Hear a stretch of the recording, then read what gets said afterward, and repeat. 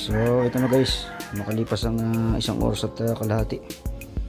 Ito, napormahan na natin siya. Ayan, nilagyan na natin ng formang slab. So ang ganda. So ito, babakalan na lang natin. Ayan. Siguro weldingin na lang natin yung bakal dito doon. Tapos yung iba itatali nating alambre para mas matibay. Ayan. So bali kung makikita nyo guys, ano, yung mga brace natin puro tukod na lang, kasi hindi natin siya mapapako dito.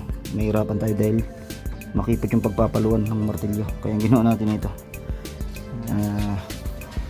diskarte. Ayan.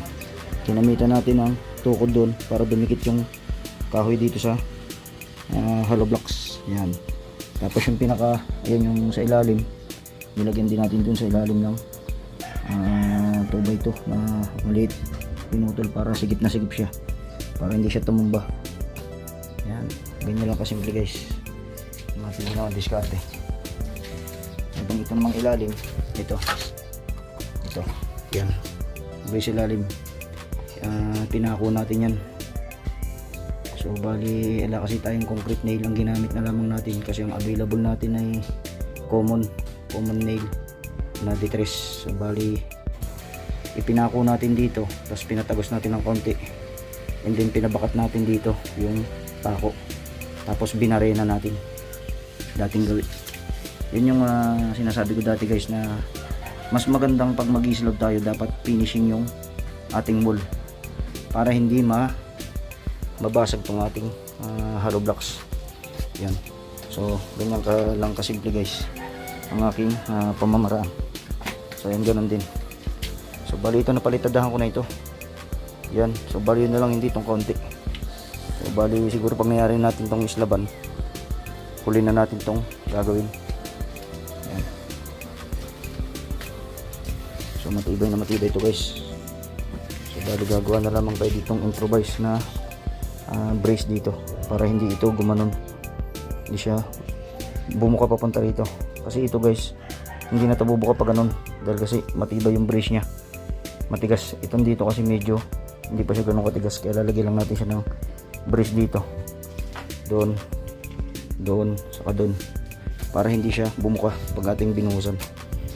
So bali ang kapal ng ating buhos ay 10 cm. Yan, makikita nyo 5 cm pababa dun sa kahoy at 5 cm pataas, kaya nakagitna yung ating bakal.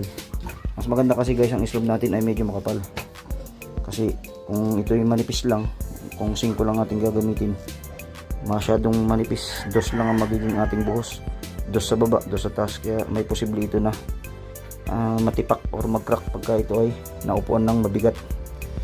Ayan, kaya dapat makapal ang ating slope dito. At ang lapad naman ito guys ay 20 cm. Yan. And then yung haba naman ito magmula doon hanggang doon ay 250 cm. Oh, 320 guys, papunta rito. Yan, 320 ang haba niya.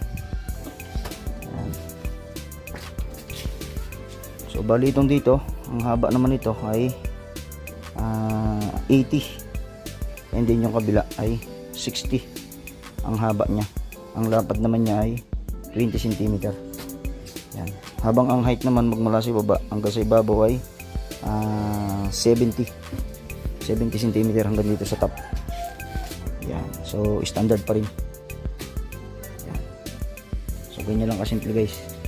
So bali siguro mamaya magwe-welding ako. Weldingin ko yung mga bakal, kasi itong iba kasing bakal natin ay maiksi. Ito hindi siya basta maabot ng pag natin bakal ng alambre. Kaya ang gagawin natin dyan guys, weldingin natin yan pati doon yung kanyang horizontal, and then yung mga vertical na papunta ron, yung horizontal na papunta ron, tatali natin ng alambre yan. Kasi mas matibay guys ang tali ng alambre kaysa sa welding. Kasi ang welding guys, pagka nasa semento kasi minsan natatanggal din yung pagkatagalan pag kinalawang. Hindi ka pares ng alambre, mas kumakapit siya sa buhos, sa wall. Yan.